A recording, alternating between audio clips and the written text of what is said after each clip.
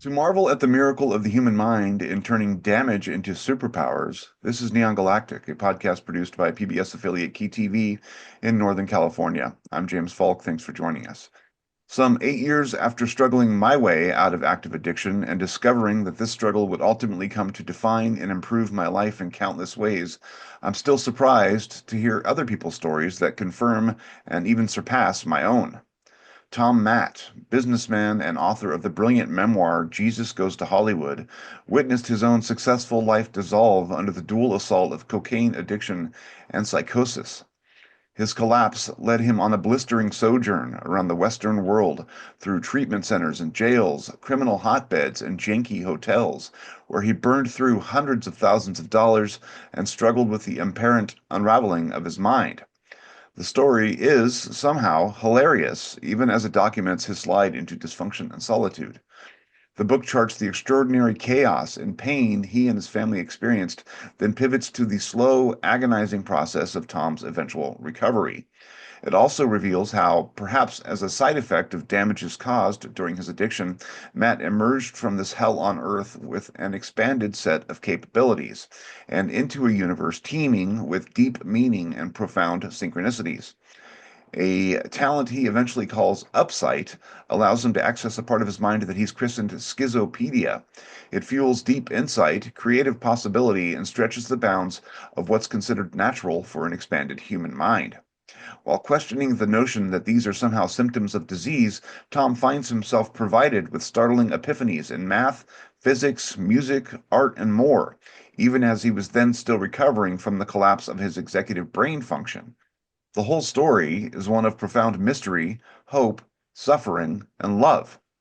Despite dangling off the ragged edge of sanity and becoming convinced his longtime loving wife was somehow running a vast and powerful porn empire, that he himself was the resurrected and suddenly dapper savior turned wardrobe stylist Jesus Christ, Tom was eventually able, once again, to make peace with this reality, whatever it is, to recover his beautiful marriage, and to rebuild connection with his two children. Call me biased, but surviving and thriving despite a long tour through all 23 levels of hell absolutely makes for better or interesting people. Welcome to the show, Tom. Wow, James, that was without a doubt the most eloquent review and introduction I've ever had. So thank you. I'm glad to be here. I was listening to it. I was like, who is that guy? Well done. Well done. Yeah, it's been a journey, and Yeah, I bet. it's been a long time too, right? That book I wrote years ago, and the events happened in 2012, starting in 2008. So I've had some, sober time and recovery time, and my mind has calmed down. I published the book 5 years ago, right in the middle of COVID, right? And it's a memoir, and Yeah, and what's really interesting, and we'll start with the book, is that yeah, it's a quick read, right? It is not a deep book. It's a quick read. It talks about the things I went through, and at the end of it, and the reason I wrote it, I like it was a cathartic thing. It was great for the family. I wanted to tell that story, but at the end of it, I wanted to make sure people understood I was still on this journey. Something happened to my brain, something extraordinary, and I knew I needed to stay sober because there's no way I was going to go and have academics take me seriously with this extraordinary ability if I was using drugs, right? Clearly dismiss it. And I also, as I wrote in the book, I knew that I could do this some intuitive sense without the drugs, right? There was I talk about that. So when you bring it like this together, I wrote the book a long time ago. I published it. It's been out there for a minute, and it is a quick read, but it really gets to the heart of what's happened to me and getting back with my family. And it opened this door of possibilities because it ends with me. The book, the memoir itself, ends with me looking for the people, academics, whatever institutions that will want to look into my brain and do research. Now, the beauty of this conversation and the reason we're talking, James, is because I found that with the Ions Institute, right? A yeah. few years ago, they said, listen, this is, what you're talking about. It's interesting. We had some conversations, and I got up there and we measured my brain waves when I do this thing, which I call upsight. Now, let me explain, if I can, what Please. Yeah, yeah. upside vision is. This is Yeah. really important for the listener, especially if they're hearing this story for the first time. Okay. I have this extraordinary ability to literally see holographic images that are everywhere around me, around us, right? I say around us because they're around other people too.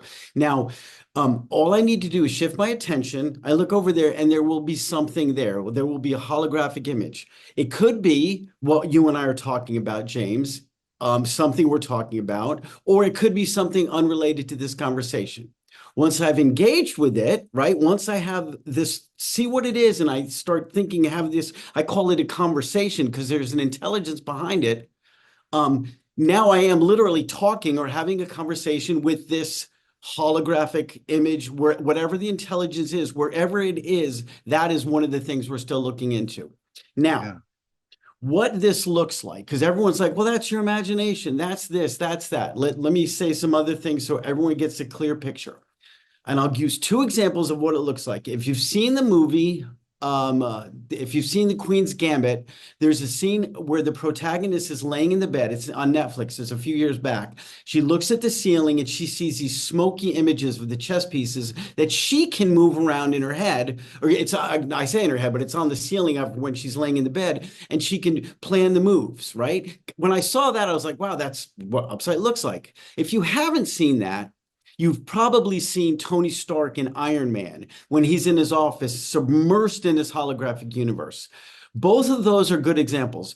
The thing about the Tony Stark one is I can't swipe left and swipe right. I can't pull files, right? Yeah, yeah.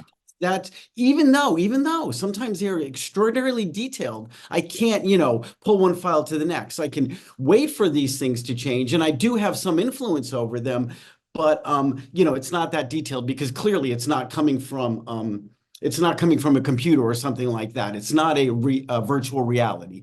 Actually, I shouldn't say that. We don't know what it is. And Yeah, it sort of is a virtual reality, but it's yeah, coming from fair, fair. a And whatever. yeah, and in the book, you get that's great, Schizopedia. So since that book's written, I've changed the name because it was such a good name. It was schizophrenic because it was a little bit unwell and disconnected, and there was a lot of lies to it, but it was also Wikipedia because there were some truths to it too. So I put the words together. Now, since then, I call it the organic metaverse. I call it the hidden biosphere. It's the Akashic record, the noosphere. It's pieces of all these things. And Which I've is worked what I talk on about endlessly on my show. So you're in the right place for that conversation. good, good, Um, good. So that's what it looks like. And ions, and a few more things for the details about how it works. yeah, Again, because it's not a vivid mind's eye. It's important. I had a vivid mind's eye. I had an advertising agency. It was part of my job. I could sit there and talk to a designer about, okay, here's what we're going to do. We're going to put the red apple here. I could see it in my mind's eye. Now, if I was driving a car if I was driving and I was talking to a graphic designer about the layout of this project, I could drive the car and talk about this because I'd pull it from my mind. When I'm using upsight, I can't do it, right? Because I have to focus on this image in front of me. I could be a passenger and I could see this thing that pops up in front of me and I could look at it, and with this like clear tint or one color, and I could manipulate it with thoughts and stuff like that. But it's not the same thing. And that's what we measured up at the Institute of Noetic Sciences. We measured my EEG waves compared to my mind's eye and compared to seeing these images in front of me. We did 200 randomized testing and we measured my brain waves. Now that is in a paper that's a preprint on a paper that we should come out literally any day. Now, the funny thing is I've been saying this for the last year because I don't realize how slow this peer review is. A little yeah, unsophisticated there because that's not my background. But at this point, could say 30, 60, 90 days from the publication. I think it will be in a real publication out in the academic journal. I can't think of what the journal is. yeah. Is it? I mean, can you share with our viewers and listeners what the conclusions were that you think that they've sort of come to in terms of what the nature is of what's happening? I mean, obviously they found something that is correlated with what you're seeing that's going on in your brain. So that much has been verified, correct? Yes, yes. And I'll say this unscientifically. I'll say it as a way somebody like somebody not in the scientific community will understand. So Mm, you have to understand brain waves, right? Now, there's alpha, beta, theta, gamma, all those brain waves, and they measure them against my resting mind or thinking about my mind's eye as opposed to when my brain is using upside vision. There were brain changes across all brain states. And what was really extraordinary to me, and I'll talk about two of those. Now, typically, the alpha brain state is when your brain is relaxed. It's kind of like default mode network. mm.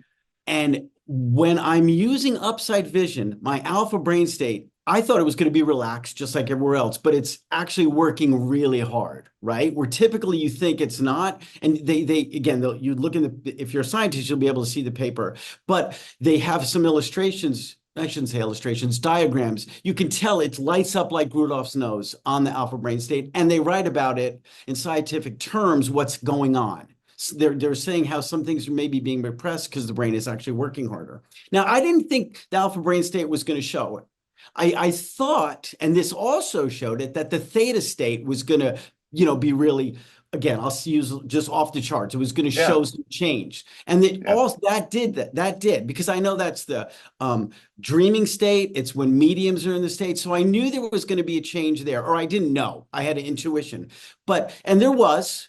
But the real big wow moment for me, it was in the alpha brain state, right? It was like it was a surprise. Now, the people that I can't think of their name now, or it can't come to me, but they've done enough of these tests, and there was like unambiguous. The results are what they called unambiguous. There's something clearly going on with my brain and with my vision and my mind when I'm doing this.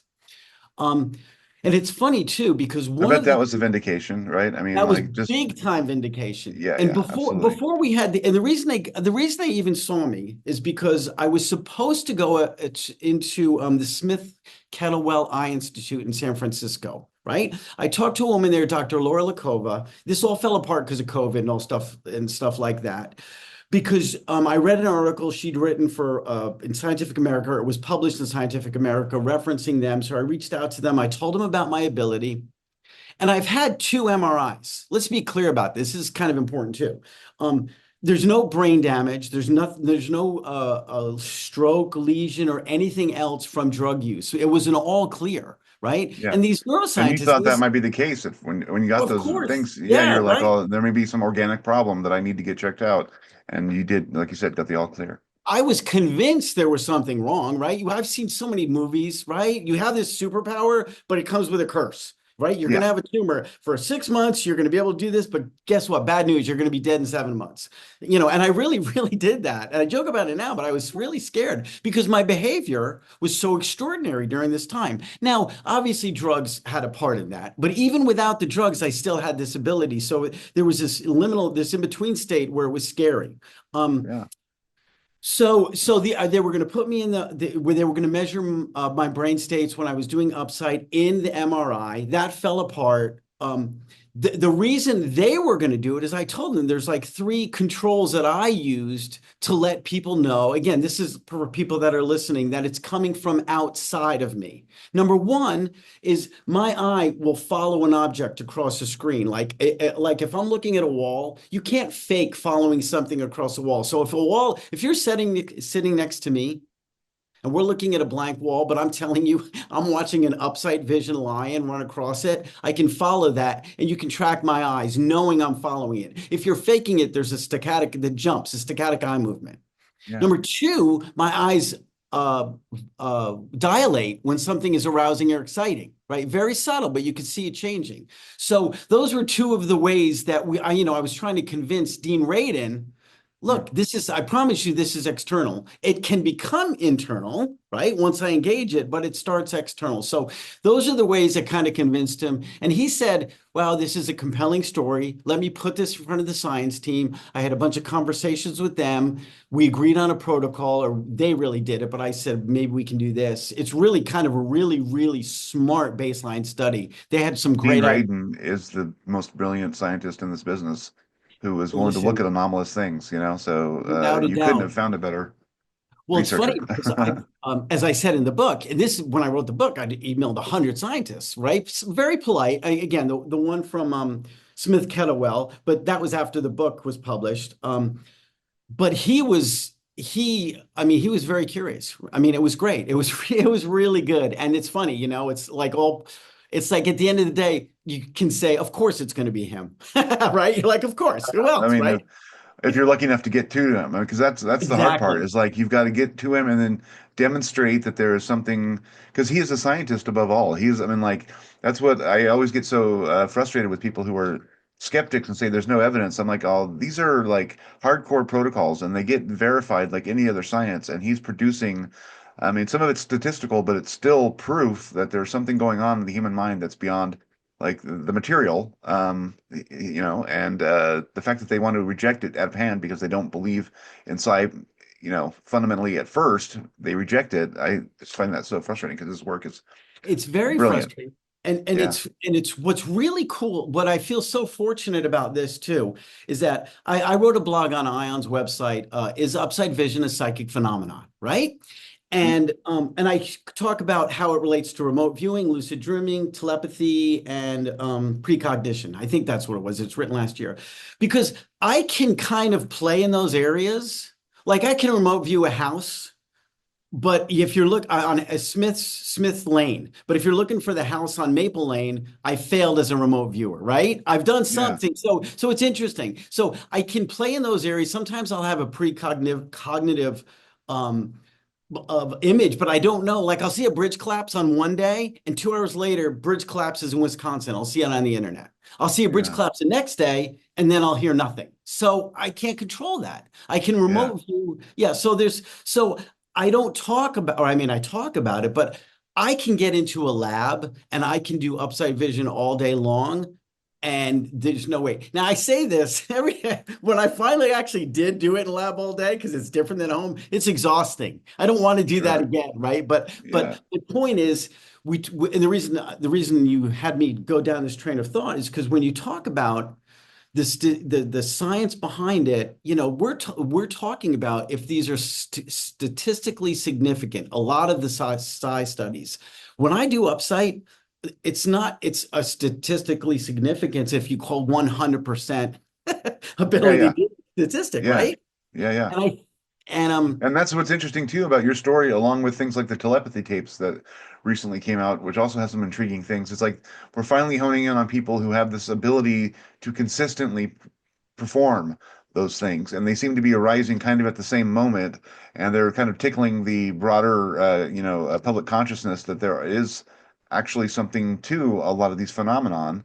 And it seems like your story is much in the same way as that, like finally someone that can do things that are outside of what, physical science says are possible, and do it repeatedly. And that's what they've been exactly. craving, they say, forever. Exactly. And it's still being dismissed. That's what's funny too about or annoying about the telepathy tapes. People are literally finding things that say it's not real and whatever. Let them do that. Yeah, Let them do their thing because it is real, right? yeah. And th- so I started talking about this a little over a year ago on podcasts. And the first podcasts I did, or in the very beginning, I'm like, I hope somebody comes forward saying, I said, I know I'm not the only one, right? I Mm. hope people come forward. I have a email list of about 1,800 names of people that have this to one degree or another. Now, people say they have it and they don't. So I also created a free PDF. It's on my website, the 8 stages of upside vision.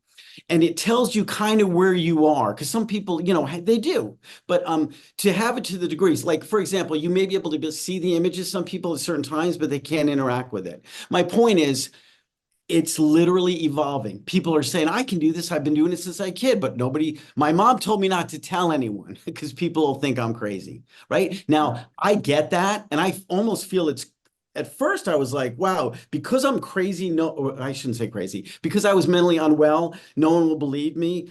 But honestly, I think that actually at the end of the day really helps because I know what it is like to be mentally unwell. I can sure. separate that thought. It's like, hold on Yeah, a minute, that's over here. Um, I wouldn't wish that on anyone. And that's another thing. I want people, and there are people that have gone through addiction. Something opens up the brain And it's like, listen, man, put down the drugs. There's so much more to this earth because I feel more connected to the creator for Yeah. sure. Everything. I feel blessed in this way. There's a lot of, I Let me mean, pause trauma, there. it's not even just addiction, but trauma generally can apparently open up avenues for people to sort of begin to connect with the broader, like, beingness of the universe. And in your case, it's obviously addiction, and it's a really compelling story. Can I ask a couple of questions about Upsight for your own personal experience?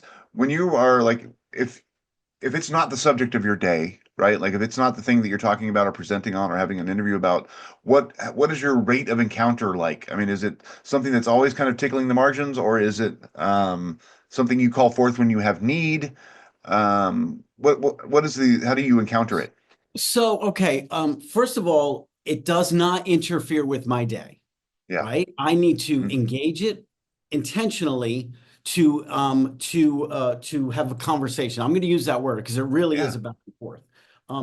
Now, if there's something on my mind, like let's use math for an example. I'm not a mathematician, and I'm still not a mathematician, but whatever, for whatever reason, when I went through this, I became obsessed with mathematics. I read all these books on mathematics, and I learned about math, the history of the math, how ideas are put forth, and stuff like that. And I think it's because, first of all, history has always been my favorite, one of my favorite subjects. But secondly, is because I'm a visual spatial super ninja. There is no manifold topological space that I cannot fold or bend in my field of vision. So that's been fun. So there, I can play with those forms. That's cool for me. Now, so if something's bothering me, to back to your question, maybe sometimes simple example is this. A long time ago, it would be a guy lifting weights. I'm like, why am I seeing that? So I started going to the gym. Now I've always been pretty active, a runner and stuff, but I started going back to the gym. Once that happened, I stopped seeing that. So that's a very simple thing, but it's this Mhm. unconscious nudge. It's this unconscious pull or nudge, whatever you want to call it. That sometimes it makes you look at it. So I say it's not, I say I don't have to, but sometimes there's a pull. Now, I recently, well, I'm going to talk about this, James. I'm going to start reading everyone asks me to teach them how to do it. Yeah. I'm getting there. But what I am going to do, and my website is not up for this yet. I'm going to start reading people's upsite. Um, I call it an upsite reading. I'm still working on the language. Let me explain what this is. Just like your voice, we can talk and our voice comes out, just like and your ear picks it up. We all radiate an upside image, right? Now, typically, I don't like engage it because I need to get permission. I'm not going to stare at somebody and see this thing over their head, a thought form. I don't know, because it's not really a thought form. I know the word tulpa when you think of Yeah. thought form, because if Yeah. you think of a pizza, I'm not going to see a pizza. I'm not. Right. Yeah. But Yeah. if you let me in and we can, and I read your upside vision, something will come from your unconscious and I can see what you can't. Like it's Holy almost shit. like I can hear. So I'm going to start doing that. I'm absolutely going to start doing that because I was like, people want to be a part of this. And that's the one way I think I can help people if they're struggling or anything like that. Again, literally just starting to do this. I've done it with some people. I'm going to have this on my website. So that's something that I think is going to be really, I think, popular with some people, Yeah. Yeah. but the teaching part is going to come next, right? I want to learn some more things about doing this before I offer to teach it. And maybe I'll partner with Ions and we'll offer some teaching things down the line. Uh, Yeah. What is it?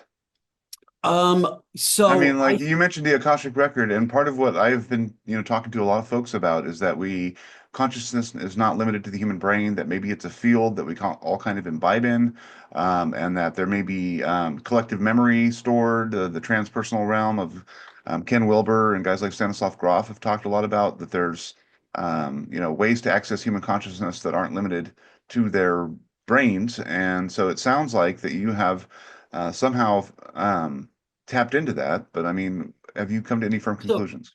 Well, I've thought about it so much. So first of all, we're both Sure. receivers and transmitters, right? We're coming in, and when we're in a dream state, when we're sleeping, we're in a frequency where we see these things and we feel them as real. I think I can, for whatever reason, I can tap into that frequency at will. I have kept this thing on. I can see it in you if I want to, if you give me permission and we have this, and I can absolutely see it in me. So when you say, what is it? It is an ability, it is an evolving human trait. I honestly believe, for whatever reason, we're going to need to communicate non-verbally, just like these telepathy tapes. These people are doing it. Now they're doing it. Well, this is a form of telepathy because it's non-verbal. It just happens to be an image, a holographic image. Yeah.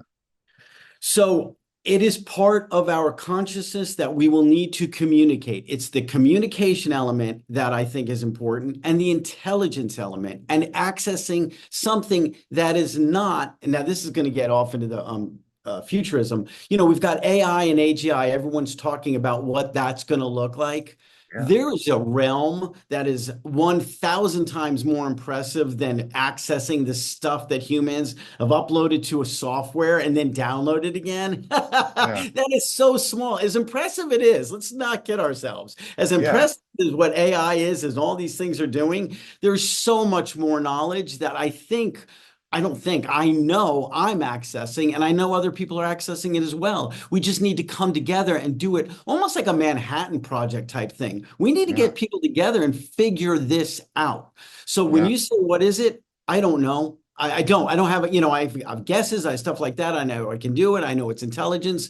I know there's other intelligent beings in this realm. Hmm. Um, there's a word called umvelt. Are you familiar Yeah. with Yeah. that? I am. Okay. Yeah. Yeah. Absolutely. Okay, so my umvelt, the way this human being navigated the world in 2012 before, and the way I navigate it now is different. The way I see the world has changed. Like us, bats, worms, fish, we all are on Earth. We all share the same environment.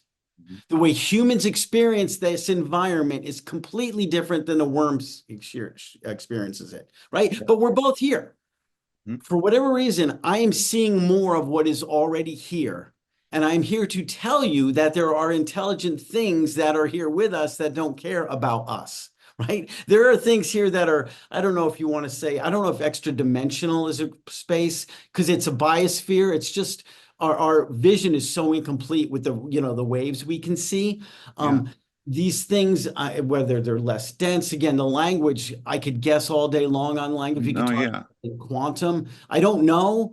Yeah. The more brains we have working at it, the better. The collective consciousness kind of aspect is something that I've been covering a lot and I'm really deeply fascinated in. And I spend a lot of time meditating to to get access to that, realm. I mean, and I do get nothing like what you're talking about, but I have moments where that are sort of hypnagogic or vaguely hypnopompic, images of people and places that I don't know in my, conscious day-to-day life kind of pop up. Um, so I feel like I have some sense of like, that that there's something out there that is communicating or has intelligence that is, bringing information to the table that I don't have internally to me. Some people are seeing grays, some people are getting downloads. And it's interesting because there's an ongoing debate, whether or not we are communicating. I mean, we are communicating according to a lot of folks with outside intelligences, but is that fundamentally what we're all experiencing right now, or are we just experiencing an overall opening up of this shared information sphere, like you're talking about, like where if we're evolving upside, or since you have, maybe it's something that will begin to pop up more and more. You have your mailing list where more and more people are able to access this thing and begin to communicate with a whole different, like you mentioned, biosphere of intelligences, and that's a fascinating, wonderful idea to me. Agreed. And we talked about the telepathy tapes earlier, right? And these people are nonverbal, and they say they meet at a place, they call it the hill. That's where they meet and communicate. This hidden biosphere, this Akashic record, maybe, but it's the kind of same place. There is a place where we can meet and connect. And again, I've definitely seen again, I say this, I've seen them. I've seen holographically the grays. Now, what's really interesting, do they know, well, and a bunch of non-human intelligence, right? Do they Yeah. know that this is a place that they're projecting onto? Do they know how to use it? Because let me tell you this too, what you see here is not all true. Right? There is a lot of trickster stuff there. So something could be intentionally putting something on there for me to see, right? But if it is indeed some kind of thought form of unconscious, it could be unintentional, but still misleading. There's so much work that needs to be done in this space.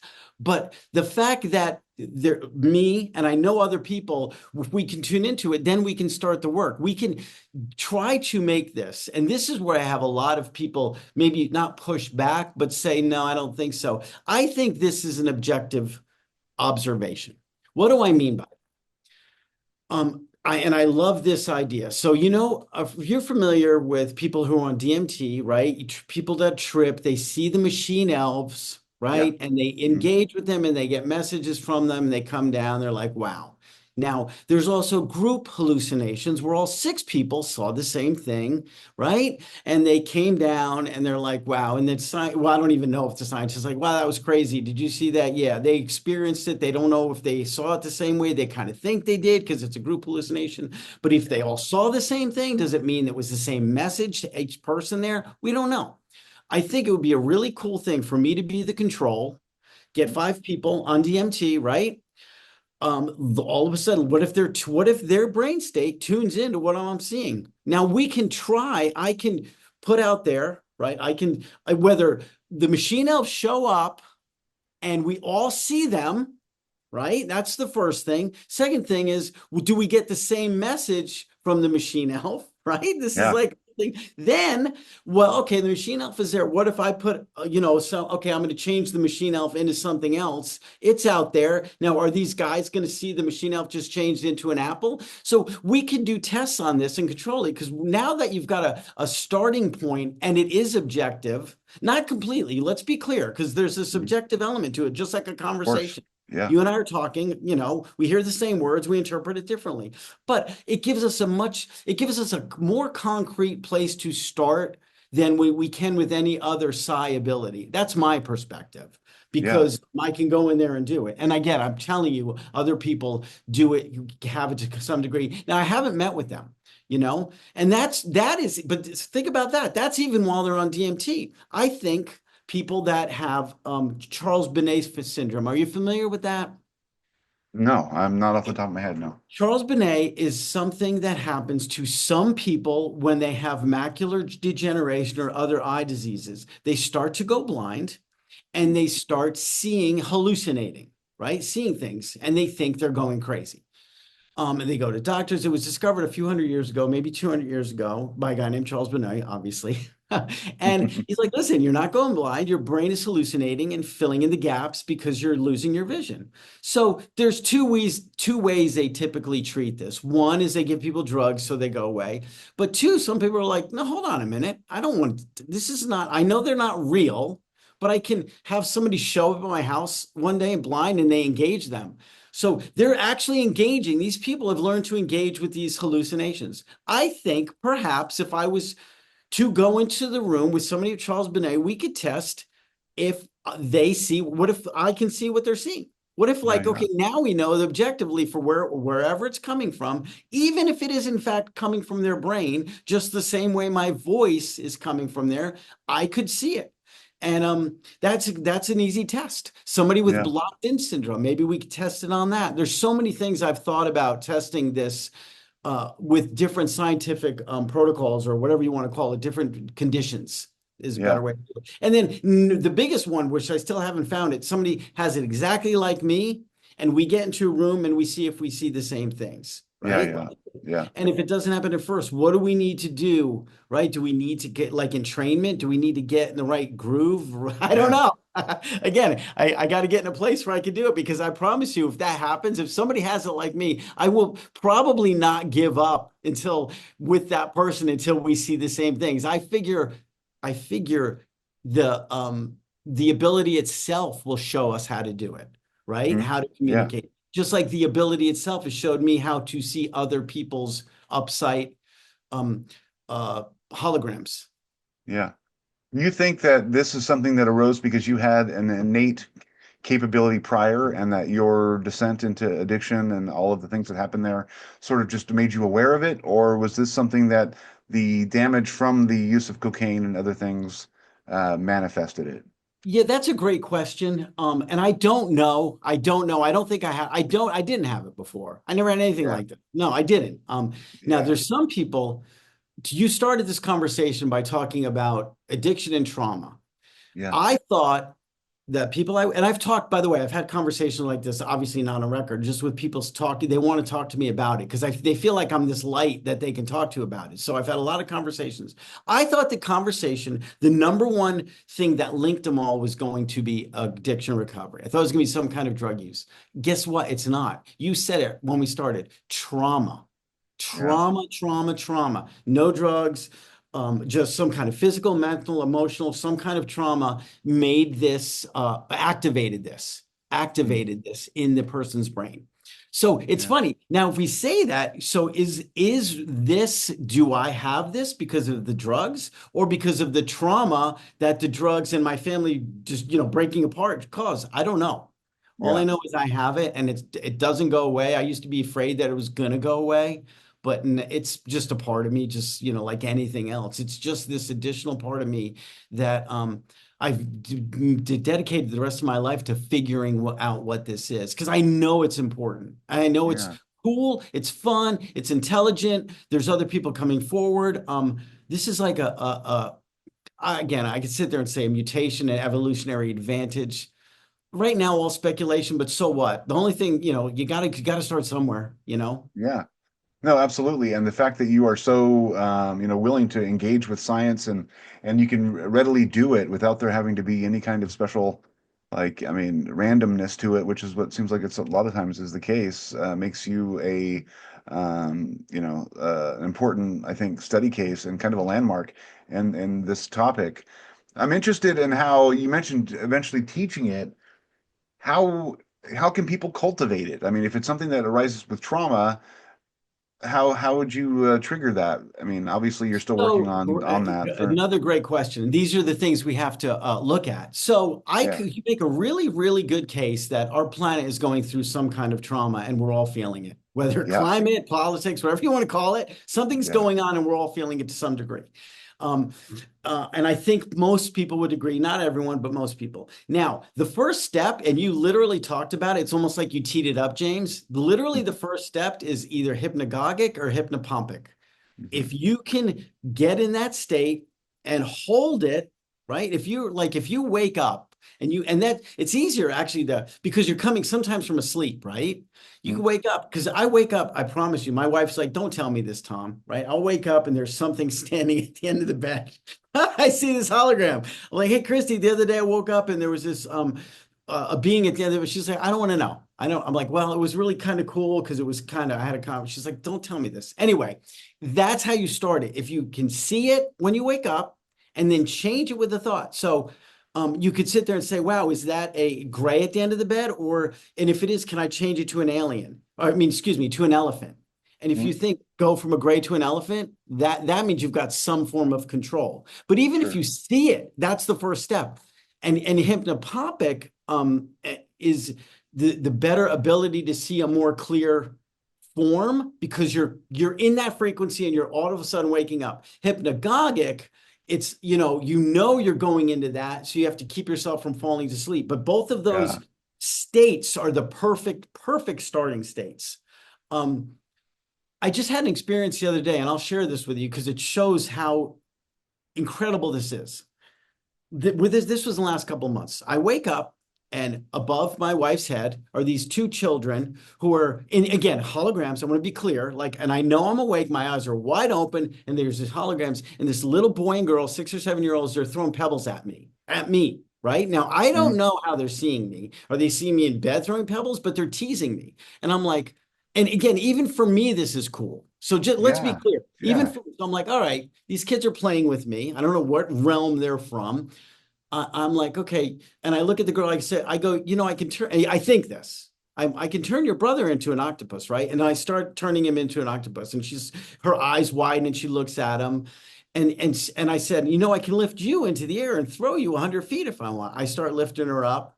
But I said, I'm not going to do either of those things. The elephant, you know, the octopus things stop, and she comes on the ground. And I said, I don't know why you guys are teasing me, or what if you're being mean, or you think it's cute, but just go away. I'm trying to go back to bed. These holographic things turned, ran across up a hill, and they were gone. Now that, even for me, is a fun, really cool thing, that I'm in this, right, coming out of sleep. I'm in this space. And it was like, that was like a fun thing that can still happen. That, I didn't control it. I didn't set it up, but I've done this enough to know that I can engage this space. It wasn't lucid dream. Well, maybe, I guess some people would say it's lucid dreaming or coming out of a lucid dream state, but I don't know. That stuff happens all the It's time. interesting to me that, I mean, these are things that you're encountering, and I believe you when you say that there's probably an independent nature to the things that you're encountering a lot of the time, but then you can still control how it's manifesting in that moment. Um, I wonder if it's just by engaging in sort of this like a realm of consciousness, you gain subtle mastery over time, over kind of what the material manifestation of those things present as. And so you, like, having been there now for a number of years, maybe you have developed a little bit of creatorship in terms of what you're encountering, and you can manipulate the reality of it. Well, I don't know, because, well, I don't know. I don't know. Again, it's so Yeah, many I I don't mean, knows, and I know people it's just want. so fun to wonder too, you know. It I is mean, absolutely I, fun to I wonder. enjoy that. Yeah, yeah. But I think I can try. Here's what I do think: we could triangulate the message, right? I think we could triangulate it. If I really do. If I'm in this space and something shows up, um, it's like, again, we don't have the technology. I don't know if it's quantum, but at some point we'll figure out where this other signal is coming from, because we haven't even talked about this. I truly believe there's some kind of waves, right? I say dark matter, maybe. I say maybe the way light reflects off regular matter for us to see. I think maybe what did I say? Maybe something is gravitational waves are reflecting off dark matter for me to see. And it's a Okay. quantum element. Again, all speculation, no technology to see this. Yeah. But but at some point we'll be able to figure this out. We're just at the very beginning of it. And I Now, you said think we haven't even talked about the waves thing. Do you think that's some kind of the theory that you think might be behind some of this? Does it go I deeper think than there's that, some, or? I know, well, I say I know. There's some kind of waves for sure, because I can't. So these images, there's never a static image, right? Mm, It's always something moving through, always something moving through. So even if I wanted to hold on to it, I couldn't, not for any length of time, 30, 60, 40 seconds. That's it. You can't. yeah. Now, again, I think if a bunch of us were here, maybe we could collectively hold on to it, right? If we're Mm. all, again, all seeing objectively the same waves, we're tuned into the same frequency, I think that's possible. But yeah, they are definitely waves. Again, I say definitely, not knowing. Yeah, but It's- that's your intuition as to an right, experience exactly. with it. Yeah. You mentioned that there are some, dark intelligences or things that may be unfriendly. Can you describe any encounters that you've had with those things, and how do you defend yourself if you are So, vulnerable to their presence? I'm a Christian, so I carry that, and I feel protected in this space. I feel protected here too. And it's important, because you need to feel protected in this space. Now, I've done enough of these podcasts to go, somebody will say, oh, you're seeing the demons. This is devil stuff. Here's what I would say to that. If these are demons, they're not sending their best, right? Because everything that I'm seeing, everything I'm seeing falls apart. This is not, I don't think now maybe I have access to the angelic realm and the demonic realm, but these are feel like earthly intelligence that present themselves. Can look like devils, but if you stay with it, or demons, whatever you want to call them, they fall apart, almost like a moth that has a snake pattern on the back. This is Mm, that kind of thing. So yeah. I've stayed with it, and I've been in it, doing it long enough to say, okay, they're not that. I don't know what they are, but maybe they use that for humans to leave them alone. Maybe they use other things on other beings. It's almost like, if we were to walk into no, it's not, this is exactly like this. If we were to go, you and I would go to the Amazon and go to this, somebody dropped us in the jungle. First of all, I'd be terrified. I'd be like, for two Yeah, minutes, me I'd too. be cool. This is cool. Get me out of here.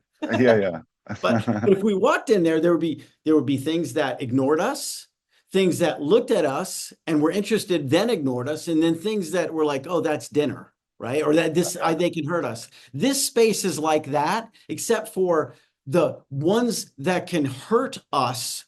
I think the worst they can do is kind of like I talk about it. They talk about it actually on a TV show. They talk about, oh, what do they call it? The The hitchhiker upside.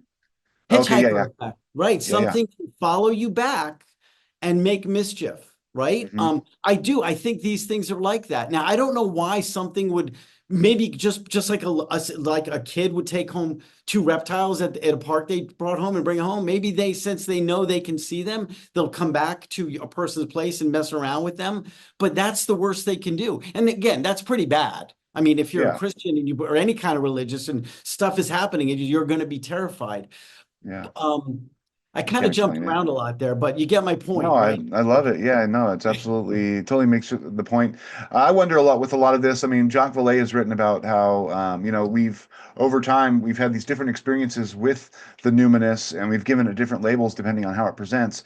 Sometimes what we see as angels and demons may be a particular form that some of these things take in order to get us to, like you said, either back off or to accept them or to whatever. I mean, it may be just almost their language and how they present as a way of communicating to us, maybe their intentionally or not. Yeah, it's all fascinating, and I think it says something about uh, how deeply complex and unexamined reality really is. We have this notion that we are so highly developed in terms of, and I was trying to get at this point.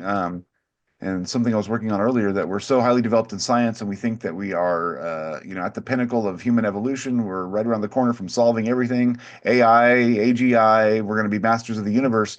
When in reality, I don't even think we're scraping the surface of what the universe is capable of and what existence really means. And some of this, I'm hoping, will ultimately work as kind of a great humbling so that we once again recognize that we can have wonder and encounter the mysterious and not think that it's all, Yeah, I mistaken agree. identity or whatever, if that makes Well, any it's funny sense. because the going back to the education or the intelligence part, Hmm.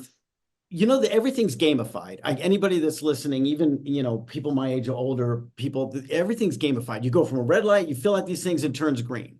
Hmm. This intelligence, whatever, there's a part of this that has given me these mathematical pieces. Think about it like a Tetris, right? Yeah. I've over every year, I'd have to build something. When I was done with one part, I put it over here in my brain, and the next piece would come up. There's some mathematical elements, putting it together over here. Now it's all done. Right. And I think there's a concept called the Rulliad, this whole mathematical idea that connects everything. I don't know if this is that. I call it the Cartesian coordinate system on steroids, but it is fixed and it is similar to our math, but not exactly the same. I don't have enough artistic skills, coding skills, mathematical skills, and I think this is by design to do it Hmm. myself. Yeah. But if I started with a mechanical engineer, we could build it and I could literally tell somebody every point of it and I could explain exactly what it looks like.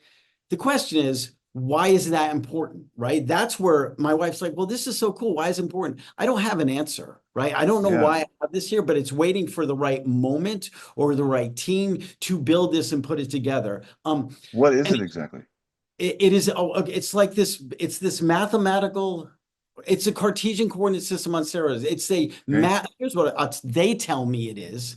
It is Okay. almost like a mathematical map of our invisible dark matter universe or the Akashic records. It maps to that. It doesn't map to our matter, human matter, the normal matter. It maps to this other matter.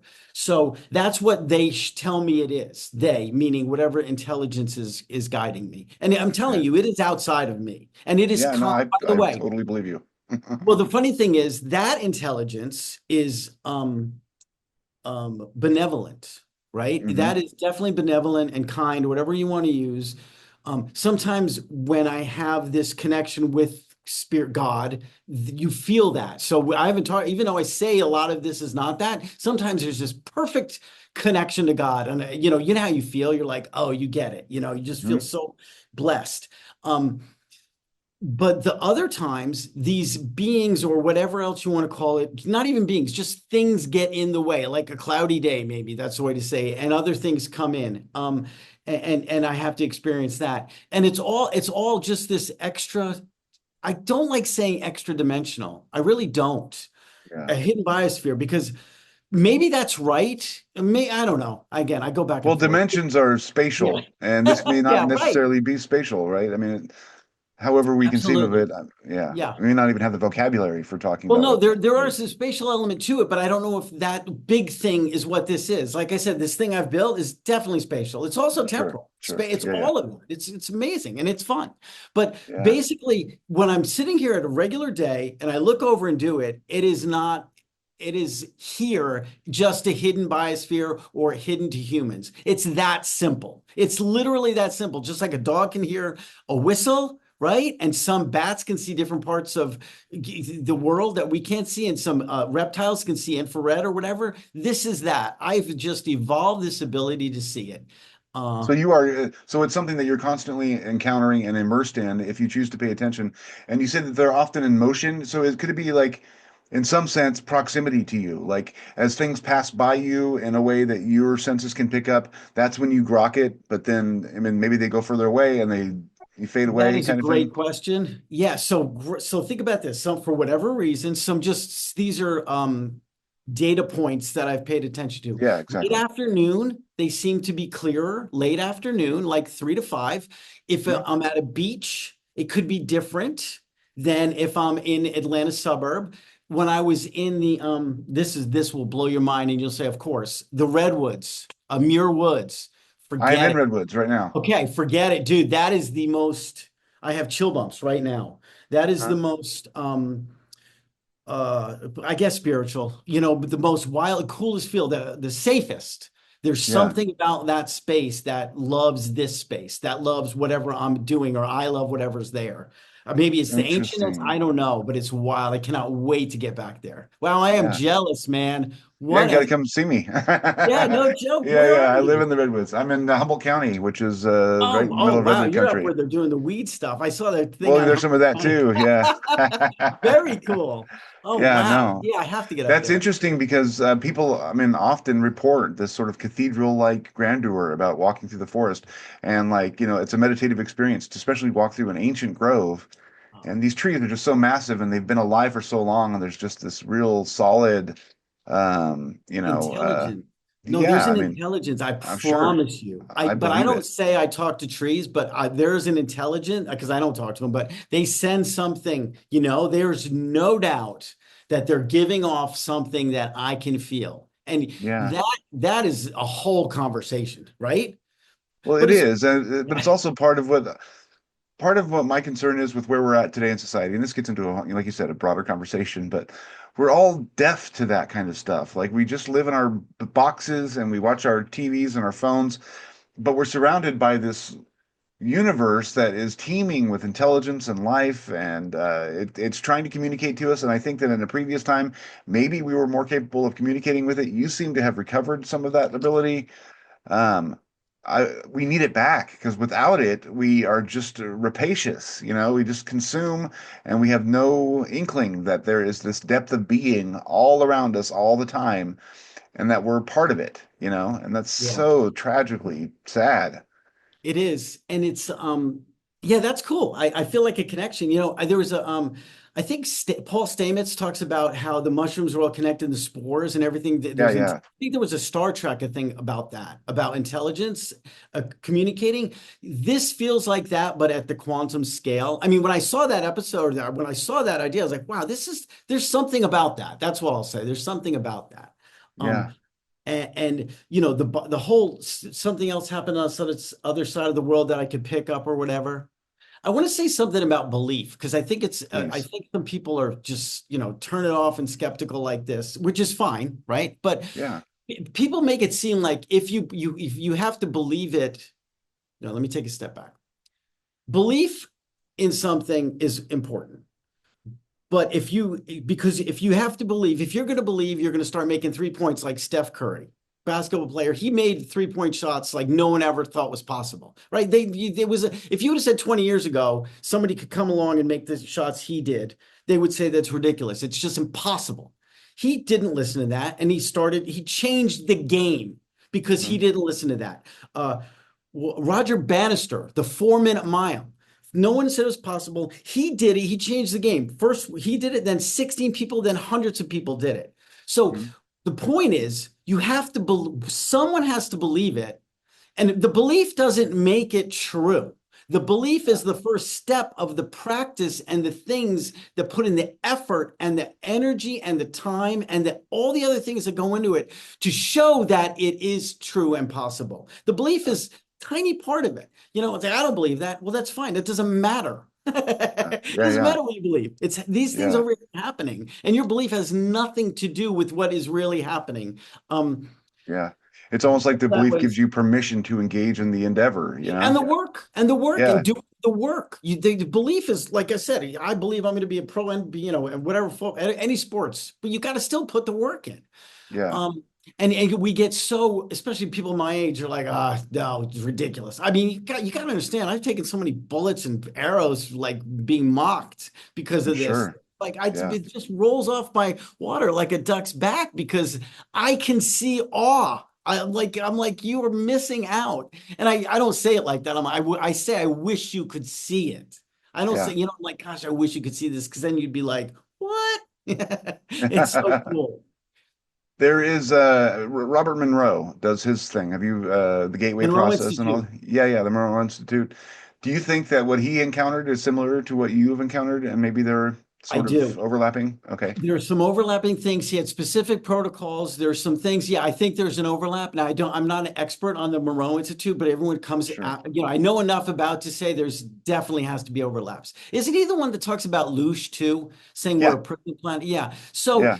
now that's really interesting to me because when I was unwell, and you know this from the book, I Mhm. feel like something was harvesting and I shouldn't say that. Something was literally keeping me down. Now it was me because of the drugs and stuff, but there was another element of it. Yeah. And when I had my first synchronistic experience at the level, it was negative. It was a Yeah. bad experience. Hmm. Looking back and putting a new lens on it, I'm like, I thought I was being mocked by these rich people. They blocked this whole scene, which was because there's no way a song that would listen to. Let me just set the tone for the people Yeah, listening. please. Yeah, yeah. Basically, I'm listening to music. Bruce Springsteen, Blinded by the Light. I'm walking out of the Beverly Hills Hotel, and every lyric from the song, there was somebody, like there was an old man with a boulder on his shoulder. There was a deuce, like one of those old hot rods riding by. It was like 30 seconds of synchronistic things that could not be possible. When you think of a synchronistic event, you think of one thing, and you're like, cool. This was staged, it felt like. And I was Yeah. like, why are you doing this to me, mean people, whatever it was. And it was negative. Looking back there, it was like God saying, okay, it sucks now, but with a little distance, you're going to realize that this world is so much more, no, less chaotic, or there are less chaotic moments than you can imagine. And in those less chaotic moments, you can connect to me and connect to things that are beyond, what humans normally know. So Yeah. it was a crappy event at the time. With time and looking back now, and obviously being sober, looking at it through a new lens, it was like, there's an awe element, and I Yeah. have them. I still have synchronistic events, but that one is mine. Changed my worldview, honestly. Yeah. Yeah. And it's interesting. When I was getting into recovery, I began to have synchronistic experiences. I didn't have them so much in addiction, but as soon as I like started taking steps where I felt like I was making a positive change in my life, then suddenly people would emerge right at the moment when I needed this particular thing to happen in order for me to get a job, which allowed me to stabilize in this direction. I mean, and some of those were really, really startling. And it's almost as if the synchronicities occur I've felt when I'm on the right path. And even though you were going downward into something uncomfortable, I mean, you've emerged from that with obviously a message I think that is important for where we are right now as a species. And it's almost as if you were being signaled, this sucks, it's going to suck. but you're on the right path. And through this, you're going to have a level of connectivity that is beyond what most of us can even dream of in terms of, the universe. And I ask the creator now what my goal is, and it's to connect this. It is. That's my giving back, giving back. That's my part in this. My Yeah. wife is so over this. You gotta mad, right? When you're in recovery, even recovery, when you go back talking about meeting, if you go to meetings or whatever, Yeah. the people that come through with us, she loves that I'm sober. We have a great life. Don't get me wrong, but sometimes like, do we have to talk about upside today? No, but maybe. I'm talking to other people about it. So it's kind of, I don't know. And those, and not to get off on a tangent on recovery, but if somebody goes to meetings, if there's anyone listening, and you don't, those meetings, AA meetings, those magic can happen in there. People Absolutely. dismiss it like magic. You can dismiss it like it's religion. Hey, listen, magic happens in those rooms. Anybody that goes Yeah. will tell you. I'm not telling you to go. I'm just saying magic can happen there. And Yeah. when it does, you're like, something's up here. All these Yeah. people connected with the same goal. There's without a doubt some really cool things that happen there. Yeah, I mean, and I'm not afraid to talk about it. When I went into the rooms, and for the first time, I was in a room full of people who were aimed at the same goal and willing to talk about deep things in their lives that were painful, but also, helpful, and all of those things. It was like a watershed moment. Like I felt like, I mean, kind of the sky cracked open a little bit just because there was room for pain, and you could talk about it and hold it, and it wasn't going to, you weren't going to drown in it because you were with all these other people.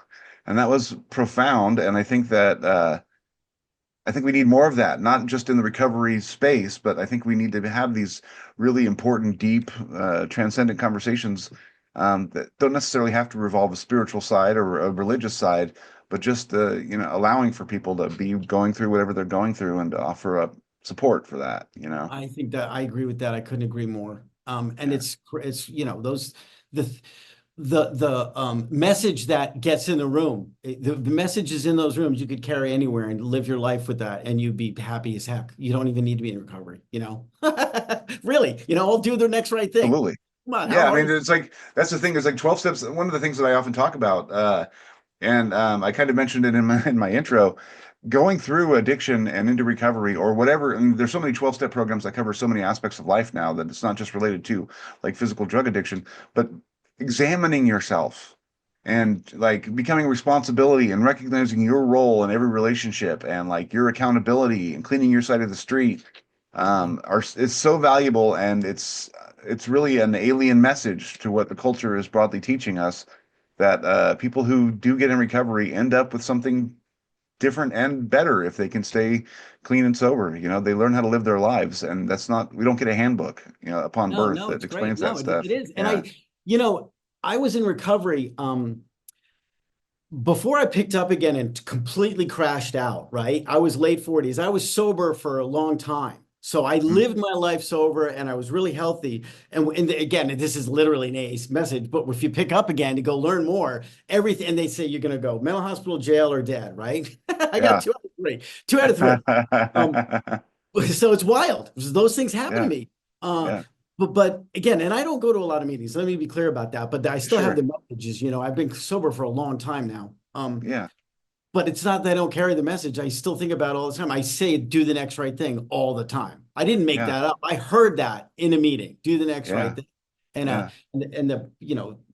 the creation of that was spiritual. Yeah. Obviously. I mean, I say obviously, whatever. We don't have to start about AA, but it's No, good. I know, but it's, You know? I love it. It's a good message. I don't go to that It many is. meetings anymore either. But Yeah. when you are, in it and you need it, there's no better place for you. And I understand that people have a reaction to the God talk. Some people don't want to go there, but they also give you a lot of room for defining that. But anyway, Well, I go ahead. no, I'll say one thing. Are we about going to wrap up about? Yeah, yeah, yeah, Okay, okay. So here's what I'll say, because if you are going through, if someone is listening to this podcast and either somebody, a loved one, or you yourself, and you're down and out on the streets, you can believe if I can come back, you can come back. And if you're having, never mind the drug side, if you just know somebody who's having psychotic episodes, you can come out of those things. If you know somebody that has, is unwell, you can get better. yeah, It takes work, it takes time, it takes people, but it is possible because nobody thought I was going to get better. Yeah. Nobody thought I was going to get better. I was too far gone. I mean, try to burn my house down. I mean, come on, you don't come back from that. But you can, with the grace of God and, the right people around you. And I feel lucky too. I feel really, really lucky. I had a good team to help me. So Well, that's one of the things that I found most striking about your story is that it's a love story above all. You and your wife's relationship was really, really powerful and inspiring. And I went through addiction. I ended up homeless. I went through the whole thing, and my wife stayed with me. And it was, I mean, a lot of forgiveness, a lot of pain, a lot of trauma, a lot of making up for things that were done. But I would never have made it if not for her. And I think that we're given a message in this culture that, at a certain point you have to cut ties. And I mean, you do have to protect yourself, but it's also, we can also hope and hold on to the fact that people can come back. And so don't always, give up hope or lock the emotional doors, at least. yeah, that's great. And I'm definitely going to come out and see you in Humboldt County sometime. Yeah, Yeah, it's well, seriously, I would love to host you. We can go do a trip, go to Redwood National Park, do whatever. yeah, That would be good, good. fantastic. This has been a pleasure, James. This is great. This is one of my favorite talks, and that intro, man, that's gold. I'm gonna cut and I'm gonna use that for something. I don't know why. I It was can I really can amazing. email you the text if you want. I mean, I'm happy No, to no, do I'm that. gonna use your. I'm gonna somehow. Oh, I don't know how, but I'm gonna use that in something. I don't okay. know. Really, really well written. Well done. Very impressive. Well, I appreciate you, man. Your book was well written and very impressive, and your story. Thanks for doing what you're doing. Yeah, thank you so much. This has been great. All right, we'll talk.